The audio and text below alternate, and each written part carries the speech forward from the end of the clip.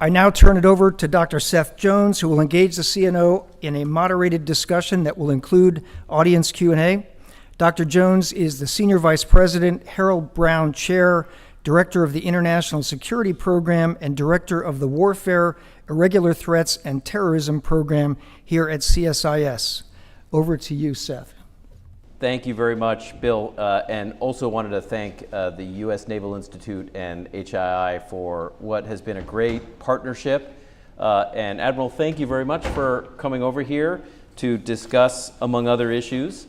I'm going to hold this up. I think you've got a copy as well, the NAVPLAN, NAVPLAN, which has just been released.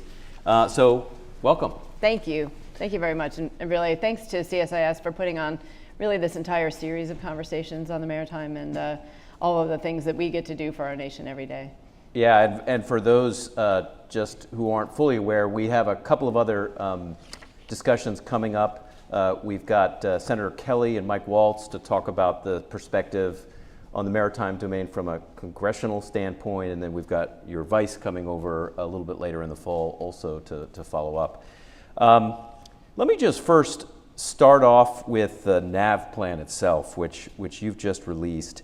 Can you talk a little bit about the motivation for why you put it together and looking forward where you intend to steer the Navy based on that?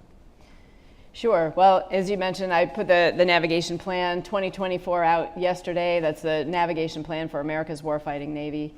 And I really put this out to provide strategic guidance to the Navy and the fleets on where I think we need to go as a Navy. It really sets us on a path to improve our readiness for a potential conflict with the PRC by 2027, while also focusing on our enduring naval warfighting advantage.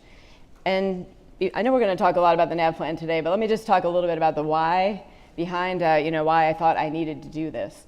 And when I came into the position, I put out a document called America's Warfighting Navy. And that was really to center the Navy on my priorities of warfighting, warfighters, and the foundation that supports them. It also talked about who we are, what we do, and where we're going. And I knew I was going to need to do more homework on the where we are going piece. So that's really what I spent really my first year doing, essentially, like we like to say in the Navy or any maritime industry, where you got to take a fix. You need to know where you are so you can figure out where you're going. So I really spent the last year getting around to the fleets, talking with our fleet commanders, our numbered fleet commanders, our type commanders, meeting with industry, meeting with our sailors, meeting with our allies and partners to really get a good sense, meeting with members of Congress, as you mentioned, a couple are coming, to get a sense of where we are in the Navy and, again, where we need to go. And so from that is where I developed the navigation plan. It looks at a couple of things. From the big why perspective, you can look at the changing geopolitical environment. China is clearly the pacing challenge. They are on, as you mentioned in one of your stories, a wartime footing. But when you think about all the capabilities, the capacity, the things that China is doing, you look at its actions all around the world with dual-use technologies, with the Belt and Road Initiative, with the lack of transparency about all the things they're doing. We know that they are a multi-domain challenge, not just for our military, but economically and in a lot of other competitive areas. You also look at the changing character of war. Certainly the use of new technology, you can see that in Armenia, Azerbaijan, you can see that in Ukraine and Russia, you can see that in the Red Sea. So we know that we need to be able to adopt robotic, autonomous, cheaper technologies to help us complement and extend the reach and lethality of our conventionally manned fleet. Then the other why is that, as we've seen, we have some challenges here domestically that we really need to get after, and we're working hard to get after from an industrial base perspective, from a weapons industrial base perspective, from recruiting to infrastructure challenges that we have. So there are a lot of reasons that we need to set a course to where we need to go.